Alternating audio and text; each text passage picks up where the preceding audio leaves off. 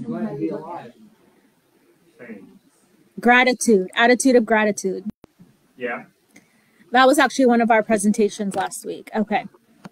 So I'm just going to wait a few seconds till people join us from the virtual world. Every single Facebook video I've done so far starts the same way, which is me like adjusting the camera so you don't get a view up my nose. Because like I don't do Facebook, I don't take selfies, or so half the time I don't know, like I don't understand cameras. So every video, if you watch, they're all on YouTube. Every video is like, good morning. Okay, sorry, camera adjustment. There's one that's pretty bad. It's just my nose and my chin. Okay. Good morning, everyone. This is Muzna from the American Stroke Foundation. Welcome to our live Q&A on family resiliency after stroke. We are live from our Lee Summit location today. Go team! The enthusiasm is real. The enthusiasm is real. Okay. If anyone has questions at Lee Summit, I'll make sure I repeat the questions so that the online audience can hear. For more information on what we discussed today or any of our previous stroke wellness topics, please visit our website at americanstroke.org, and you'll see the links to our YouTube, Instagram, Facebook, and blog. Our chat is open for questions and comments, so please let us know what you're thinking. Hi, Kathy. She's joining us online. Today, I'm going to talk about family resiliency after a stroke or living with two normals. The concept is that after a stroke, you have to live with two realities that both have to be normal. One reality is how your family was before the stroke, where you lived with your family and were in traditional roles or roles that were traditional to you. The second reality is how your family is after the stroke, where you live in a family that has to have flexible roles. In the pre-stroke reality, you might have had shared purpose and family goals, individually full lives, and a stable family structure with established expectations, routines, and family rules for being on the same page. In the second reality of life after stroke, you have the chaos that comes with having a stroke, the steep learning curve, and reintegration into your life and family. In this reality, you have to figure out how to maintain the communication, intimacy, and empathy of the pre-stroke reality. So can anyone here relate to feeling like you have a different family dynamic and structure before your stroke than after the stroke? Anyone? Yeah. Except obviously mine wasn't a stroke. Yeah. But things were different, like with your family and roles. Okay.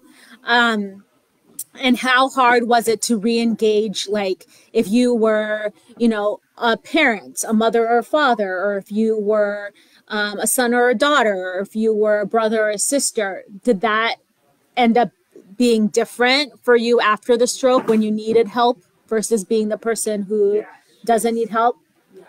John says yes. Carrie says yes. Catherine says yes. Okay. All right.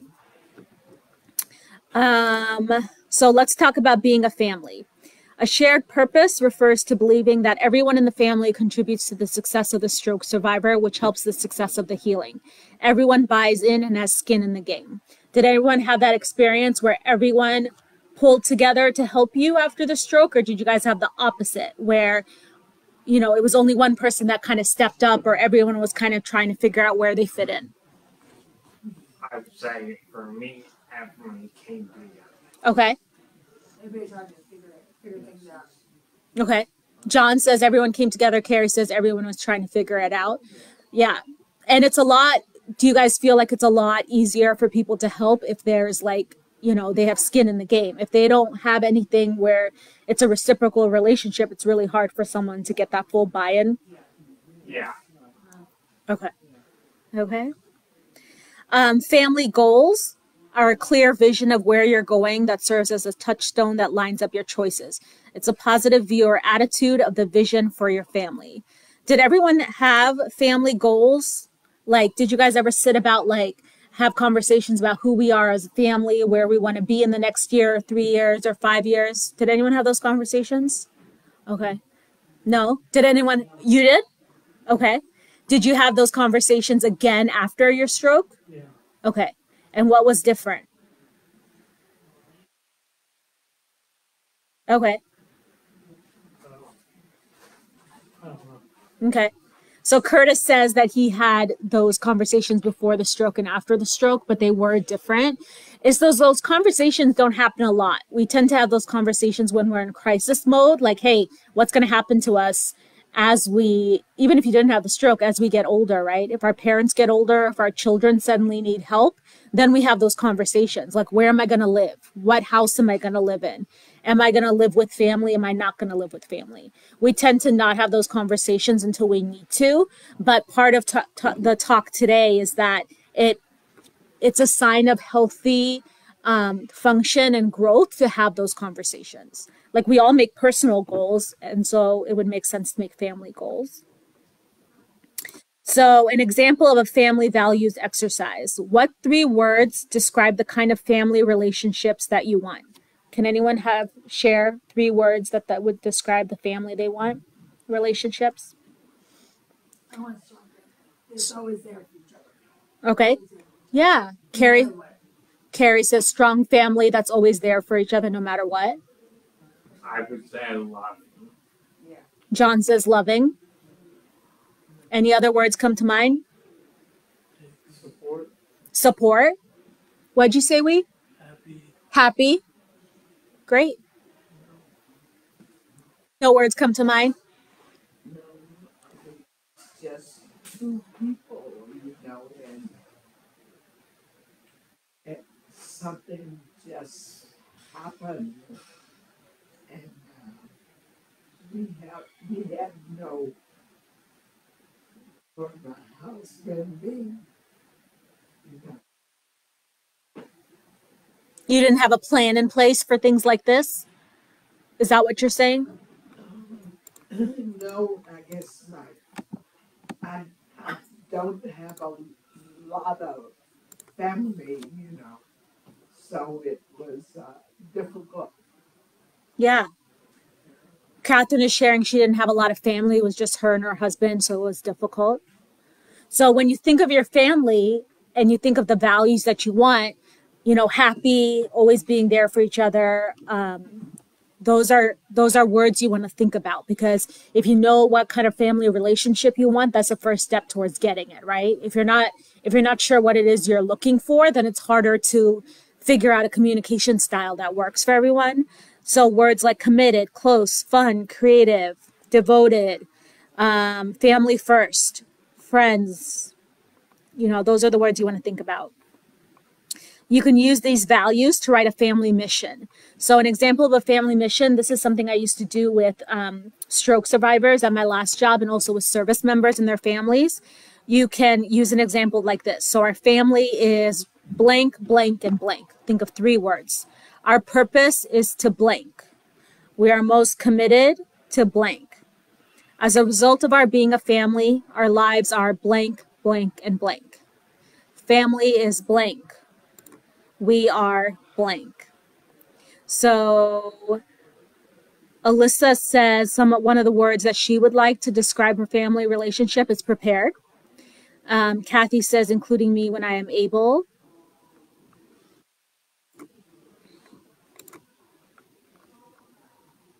So what does that mean? I talked about individually full lives. How many people felt like they themselves had good health in all aspects of their lives? They were socially healthy, their job was great, they were physically healthy, mentally healthy. Did everyone feel like they were in a good spot, head to toe, mind and body, before the stroke? John says no. Carrie says yes. Yes. Rick says yes. Keith says yes. No. Yes. No. Yes. Okay. And how many felt like the person closest to you in your family, either your spouse or your kids or your immediate family, how many felt like your family, each of them individually, were also good, head to toe, good health? Yeah. Yes. No. Okay. So yes. So for those who felt like they themselves had a full, healthy life and their family had a full, healthy life, did that stay the same after the stroke? Mine changed just a little bit. Yeah. My son grew up and I only have one son that lived with me. Okay. And it's really odd because I miss my other son. And I call him every day. I'm like, can you call me more because I'm missing you? And it's kind of weird. left after I had he didn't leave right after I had my Yeah. surgery. He left a couple years after. Just because of life stuff or Yeah. because of, okay. Because he wanted to go on his own. He wanted to, he's almost 24. Yeah. So he's almost ready. He's ready. He's gone. And it's like, my house was more quieter without him there. Yeah. So it was really quiet. Yeah. So Carrie's talking about how her life changed just because of natural life transitions, but it overlapped with the timeline of stroke recovery. So it kind of adds like a life change on top of stroke related change. And then John, your experience was that you weren't, in a spot that where your health and everything was on point before the stroke. And so after the stroke, do you think that affected your recovery, not starting from a strong foundation? No, I actually did because it got better afterwards. Oh, okay. Good. Good. So John says the before didn't impact the after. But it's like, if you sprain your ankle, if you already have a broken leg and then sprain your ankle, that sprain is going to have a bigger consequence than if you don't have a broken leg when you sprain your ankle. Does that make sense? Yeah. And we kind of think about like, let's use the example of stress, because the example of stroke makes it more complicated, but like with stress, a lot of people think that, oh, I just need to get through these few months or this event, or I just need to get through this one thing and then everything will be better. But stress is cumulative, right? So every little thing builds up. So if you sprain your ankle and you heal, your ankle's better, but it will always be a sprained ankle. That ankle that was sprained has had a sprain. So every other thing that injures it, it's happening to an ankle that has a history of having a sprain, not an ankle that doesn't. So you want to think of like stress is not a, pass and reset kind of situation. It's a cumulative situation, which is why we always talk about lifestyle changes here, because any good thing you do builds up, just like every bad thing you do builds up, right? So, okay, let's see. I just want to make sure we're not missing any online comments. Okay, so individually full lives, we covered that. What makes a family stable? What makes a strong family? Does anyone have any opinions on that?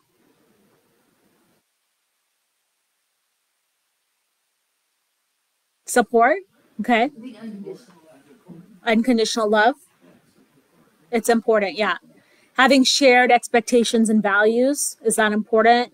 Having daily routines. And communication, right? Like we all have an example, like from when we first form, either the family we're born into or the family we end up choosing, or our own families. Like we all have styles of communication, right? And we all kind of have rules, like this is okay, but this crosses the line, right? And those are all, whether they're the healthiest or the not healthiest habits, they all form the stability of our family. I always tell my children and my husband on my family, I love you. No matter what you do, I'm always going to love you. But I don't want that to be that when last word I said to my children or my family, they will know it. Yeah. I always tell my family I love them. Yeah. No matter what. I don't care what you do, as long as you're happy and healthy, I'm going to tell you to anyway. Yeah. My parents are getting older now. I tell my parents all the time that I love them. Yeah. Carrie says she tells her family she loves them all the time because she wants that to be, at the forefront of every interaction that they have. It's my last word that I say to them. Yeah. That I love them. Yeah. That's great. Does anyone else have something that adds to what makes their family like stable? Is it communication? Is it something else? What makes your family strong?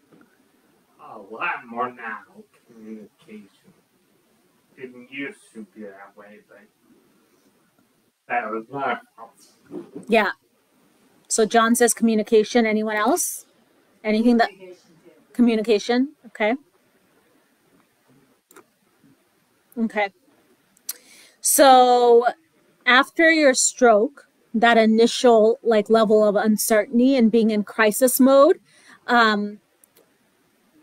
what right after you had your stroke, did you feel like you jumped right in trying to get things back to normal, or did you think everyone was still trying to figure out how to put out the fire?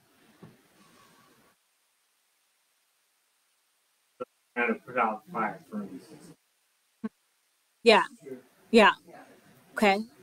So everyone's kind of agreeing with putting out the fire. So, you know, when it comes to burnout and getting the most bang for your buck, it's this trying to have one foot in each reality, right? Pre-stroke, post-stroke. And one of the things that, if you guys all remember when we first went into lockdown for COVID, like, you know, in the beginning for, unless, you know, of course, some people had increased stress, but some people's lives slowed down.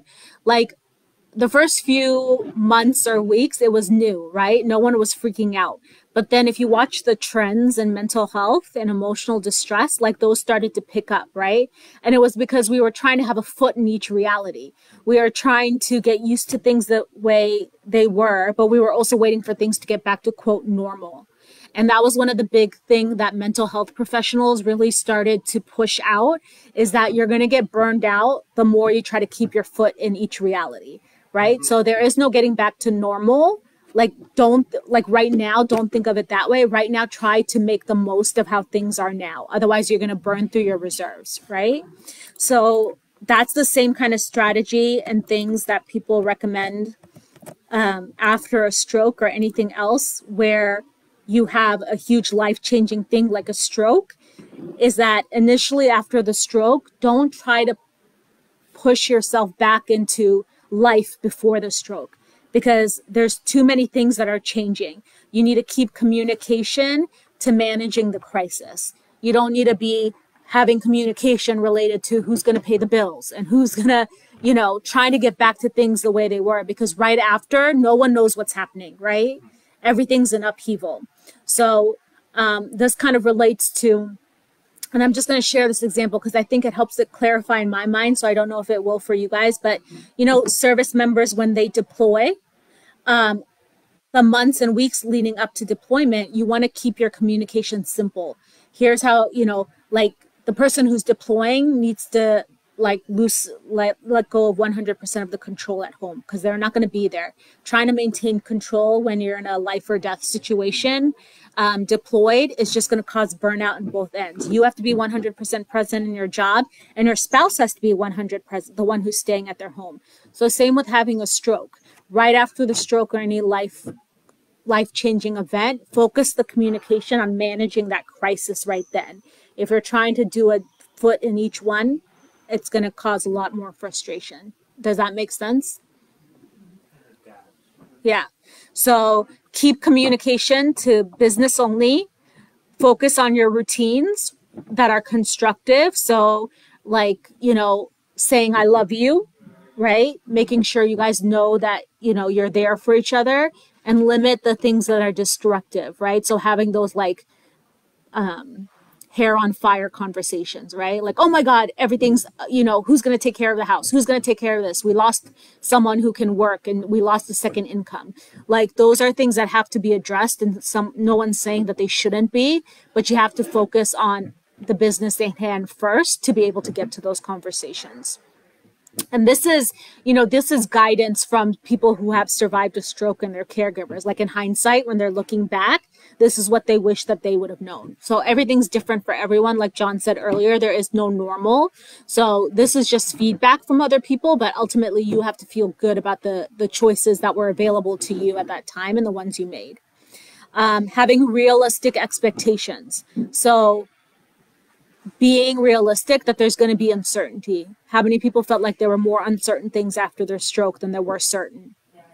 Yeah. Same. Yeah. You don't know. Like a lot of people, has anyone had a second stroke, or was this the first stroke for everyone? This was your second? Okay. It's your fourth? Do you feel like your experience was challenging the same way after every stroke, or did you know what to expect? It was different? Yeah. Okay. In an easier way? No, hard. Harder? Okay. Hard every time. Harder every time? Yeah. Okay. What about you, Keith? How was your experience after your second stroke versus your first one? Well, it was tough. It was tough. Okay. Affected on my whole left side. Mm-hmm. Causes me to get a little bit emotional Mm-hmm. sometimes. Mm-hmm. I hadn't been that way before. I want to avoid that crap.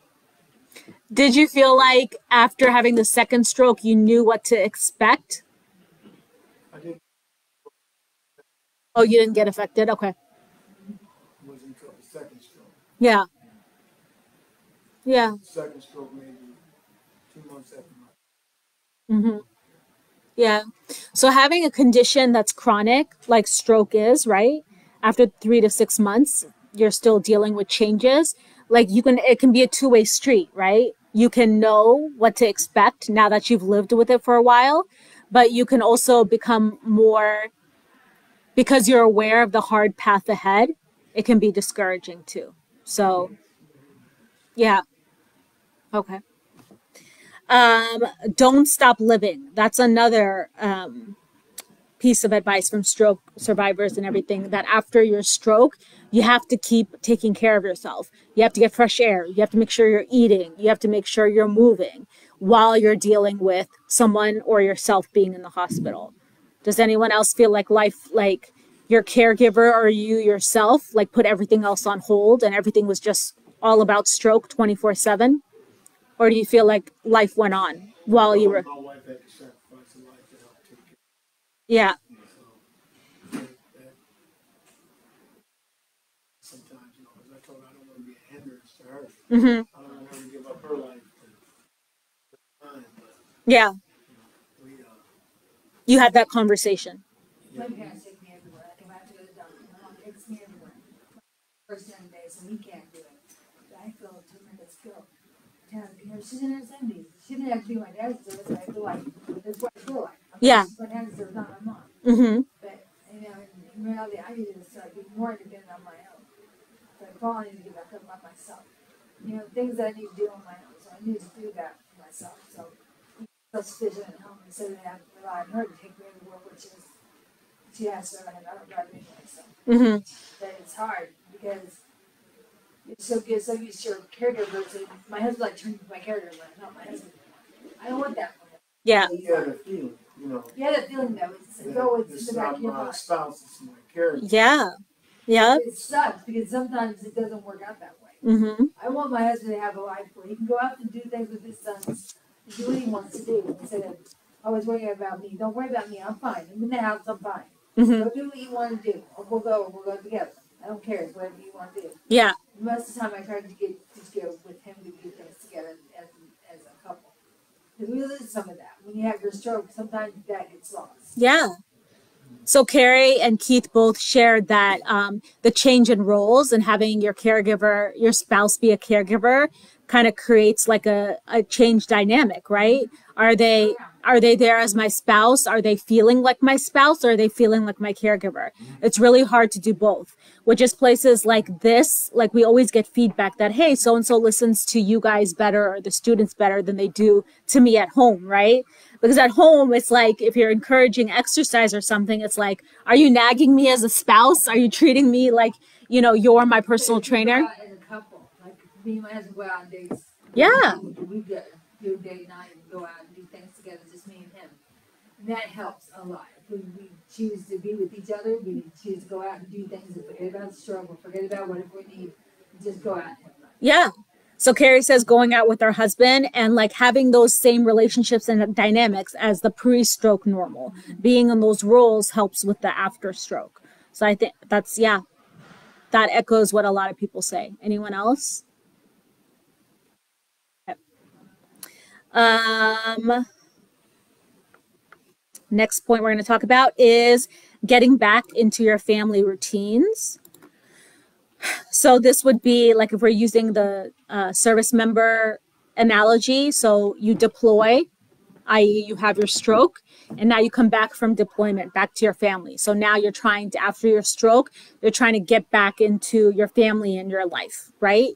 The stroke is medically stable, and now you're trying to reintegrate. So talking about that. So the communication goes from all business, managing the crisis mode, to catching up, asking and offering help and reestablishing those routines and compromising. But the big thing is effective downshifting or getting out of crisis mode.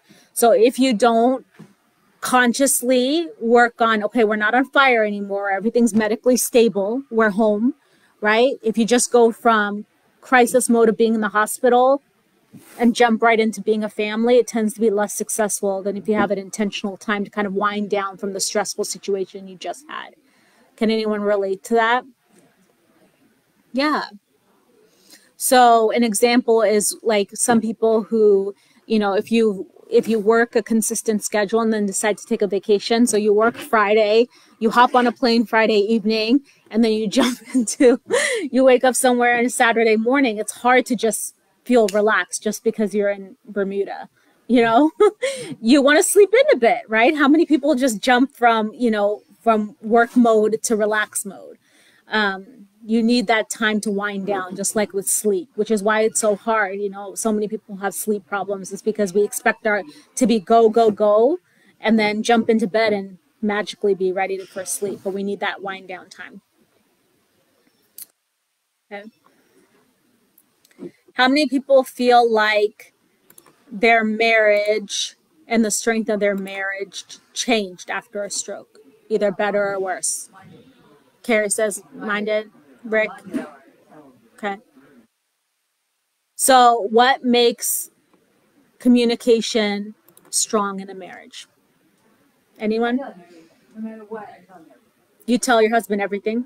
Because if I don't, what's the point of not? I mean, don't lie to him, tell him straight out. If you don't straight out, then there's nothing to fight about. Yeah.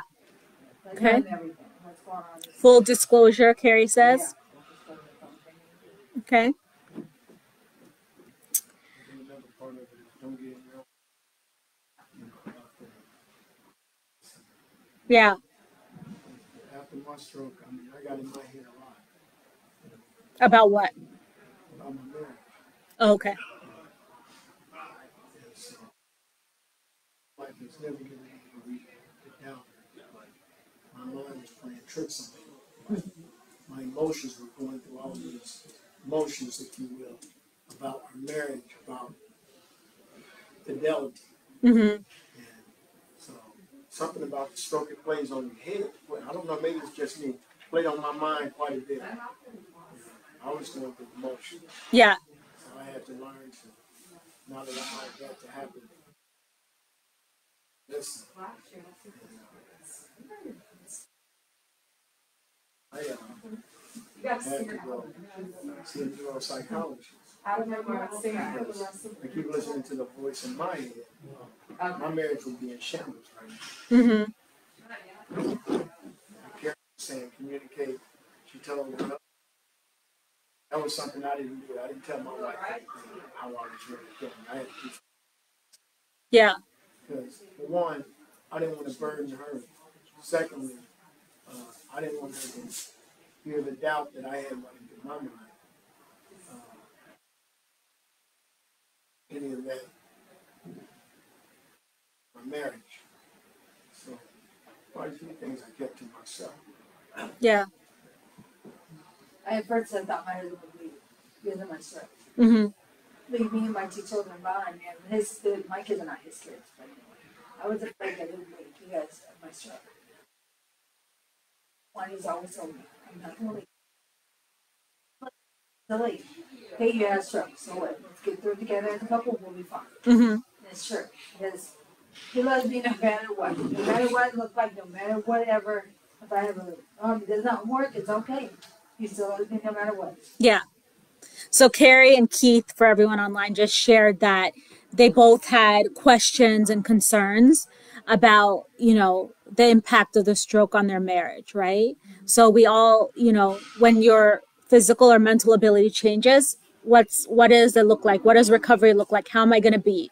What does this mean for my kids? What does this mean for my marriage? Those are all normal thoughts. And Recovery can be strangers, because right now I'm trying to prepare my wife, my family for kind of, you know, what if something happens to me and I don't make it? yeah, So now we're sitting down trying to prepare financially, yeah, trying to prepare a will. I think it's a smart idea to get your finances, or I had a discussion with your family. yes, Like what will happen to me? What will happen if something were to happen to my husband or myself? yeah, If something were to happen to me, somebody's going to take over for my son Brendan. My son Brendan has mental issues, and he's not doesn't act normal to be for 21. Yeah. So those kind of conversations you need to have. My parents, you know, when my sister was in town, we talked about my parents. Was when they had mom and dad, and mom had a stroke. What do we do? And my sister is a physical therapist, so she would take over. But she lives so far. I could do it. I could take care of her because it was mine. But you know, we talked about that stuff too. Mm-hmm. What to do if something would happen. Yeah. And those conversations are a strength, Yeah. right? Sometimes people think having those conversations, oh, well, it's because I had a stroke and because I need help. But those are a sign of a healthy support system. You want to have those conversations, regardless of having the stroke. Like a lot of us aren't prepared for having plans in place for health crises or financial changes or things like that. So remember that anytime you have those conversations, you're doing something to be prepared. And you should see it that way. As much as I'd rather know what's going on with my family. If something were to happen to my parents, Yeah. written down, just written down, just in the paper, and what they want done for themselves. yeah, And my sister's all, you know, she's always my old sister, but she would take care of my mom and dad or something else. yeah, But having things written down, we know what they want. In time of crisis, we would know what they would want. absolutely. That's more to help than anything. If something were to happen. Yeah. Good In this point. reality, you have to have a conversation about it. Yeah. And too many people wait until something happens and they're like, oh, this would have been useful, you know? Don't wait till you have to do it. Be proactive. Yeah. I Well, that's not what I'm doing now. Yeah, I used to say it's always easier to learn about fire extinguishers when you aren't actually on fire. So like when you're feeling good, when there's no sense of urgency and you're feeling strong, take your time to do A it. lot of my relatives have started their wills or whatever paperwork for their will or whatever discussions about what would happen. Yeah, And you know, my mom and dad are doing that too, and it's like, okay, I don't want to talk about this, but we have to because something were to happen. yeah, You know, do it now. yep. Thanks for sharing, everyone. So when it comes to the strength of your family, the strength of your marriage, does everyone here know the word empathy? What that word means? Okay, yeah. The ability to understand and share the feelings of one another. So you want to think about empathy both for the day-to-day stuff, but also for the stroke recovery stuff, right? Sometimes we have a lot more patience for one than the other. And so the living the two normals and making each one feel like it's a part of your life, you want to maintain and have those conversations that how do we be kind to each other and understand what each other is going through for our daily life aside from stroke, but also for the part of our life that is stroke, either as a caregiver or a stroke survivor.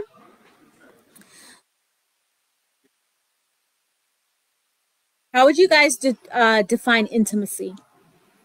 Very difficult. Sometimes that's after stroke. For me, my husband, it's kind of difficult to feel things out and do things, but we're working on that. Yeah. And intimacy is more than just like physical, right? The stuff that we think about. Like everyone has a different way of feeling close to each other. Has anyone heard of like the love languages? Yeah. Like my favorite thing to do with my husband is like watching movies. Yeah. My favorite thing. I'm like, hey, come in here, watch a movie. Yeah. And sometimes he's like, I don't want to watch that movie. I don't care. You can watch. I don't care. As long as we're together, I don't care. Yes. So for Carrie, intimacy is watching a movie together, right?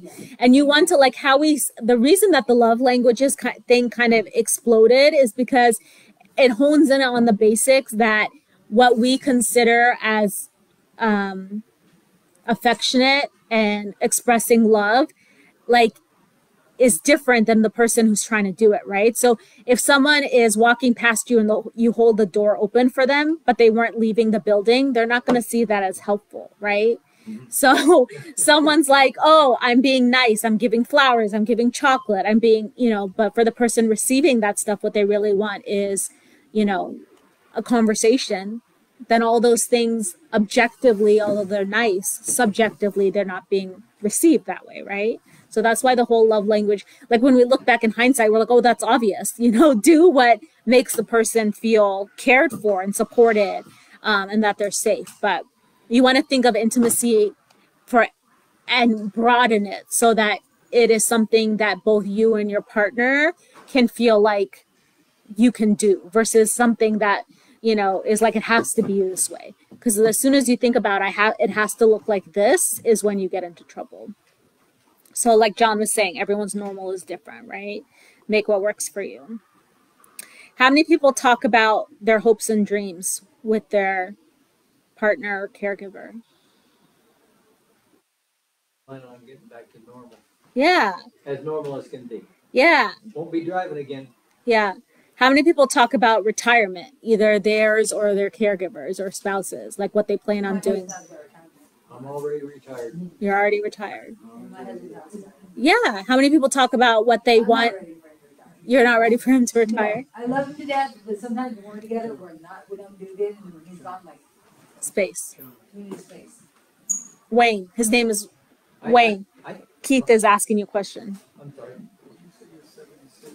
76, yes. Yeah. 76. Dottie's a year over. She keeps on reminding me of that. How many people feel like they sugarcoat the truth when people ask them how they're doing or how they were doing right after the stroke? I did for a while. You did? Yeah, I did. How many felt like, I always say I'm as good as I can be. yeah. How many felt like their caregiver never told the, like always sugarcoated, things are fine, we're adjusting, we don't need help, we're My good. husband never said that. Your husband never I sugarcoated. would sugarcoat. Yeah. I would, but my husband would tell you. Yeah. So dealing with disappointments, I think like when we talk about having one foot in each reality, like you want to be real about what's going on with you. So like Carrie says, she lets her husband know everything, the full truth, because otherwise it's hard to work on those things. So, you know, after your stroke, things may have changed. You may have missed some life events, right? Like a graduation, a wedding, a vacation. You guys may have had lots of late nights, unpredictability, and it's difficult to feel like others can relate to what you're experiencing. Did anyone feel like that? That you guys didn't have anyone who could understand what being in your shoes felt like? Yeah. But he's lives with me 24/7, so he now understands what I go through. Yeah. You know, it's sort of normal. Like everybody says, I'm kind of normal. I'm kind of deal with it. Yeah. So you have to be honest with yourself about what's going on, what's working for you. Hey, Brian, what's not working for you. And you can only, you know, the best results are going to come from being real about what's going on, right? So if we use the example of like changing our eating habits, but we're not willing to give up like Cheetos, like trying to put yourself in this box of I'm going to be vegan and I'm not going to eat anything artificial, won't work for someone who has a sweet tooth, right? Or who has a salty tooth. You have to be willing to meet yourself where you are. Okay, does anyone have any questions? No? Okay. So the take-home message for today is basically everything, you know, also relates to every presentation I've done so far, is that you have to meet yourself where you are. Don't pretend to be in a place where you're not, because trying to make change from that is gonna, you know, it's gonna add frustration. And it's kind of a thing of self-sabotage, not intentionally. We're all human. We all react the way that our instincts tell us to, and that's okay. But it's also important to remember to look at the broad picture. Like, am I being honest with myself about what I need? Am I being honest with myself about where I am physically and emotionally? Because yeah, easier said than done, right? Yeah. You know, you have to do is stay positive about where you are. Yeah. If you don't have positivity or compassion for that, your caregiver, they're going through something else. You have to be at least passionate about it. You need to give empathy towards them. They are saw something too. Yeah, absolutely. The stroke didn't just happen to you. Oh no. Yeah.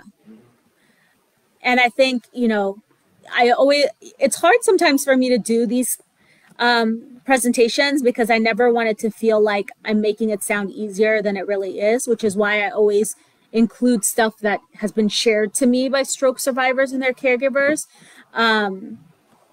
Because yes, it's all easier said than done, and you never know till you have to go through it.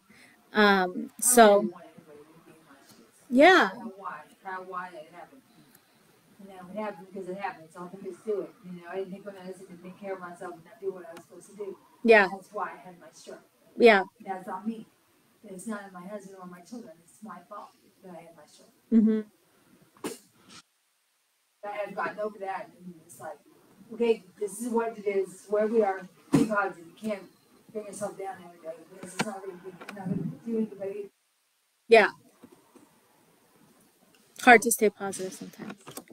Feel your feelings, but also show yourself grace. So next week, I won't be here. Kylie will be here, but I'll still be doing this online. So next week's topic is transportation and travel tips after a stroke. So we'll go over the policies that you need to know and procedures about what airlines need to be able to do for you, what taxis and shuttles need to be able to do for you, and hotels and stuff like that. Because a lot of times we know that there'll be a wheelchair available, but we don't know our rights as someone who is moving differently, is in a wheelchair, needs extra help, needs help around the airport. So, yeah, Keith? Before you close out, can you talk about anybody running a business Yeah, well, can we, post-stroke? yes, can we talk about that in a few minutes? We'll talk about it at lunch. Yeah, but we're going to talk next week. Facebook will be transportation travel tips, knowing your rights and knowing what questions to ask. Because sometimes asking, oh, is the room accessible? What accessible means to someone behind a reception desk is different than what accessible means to you. So we're going to go over that stuff. Okay, so thank you for joining us. Brian's clapping because he wants to get to lunch. No. Yeah. Yeah. I know. I don't know what happened to my computer. Oh, there it is. So thank you everyone for joining us, everyone at Lee's Summit, and thank you to everyone online. If you have any questions, please, you can ask them at americanstroke.org, and we'll see you next week. Take care, everyone.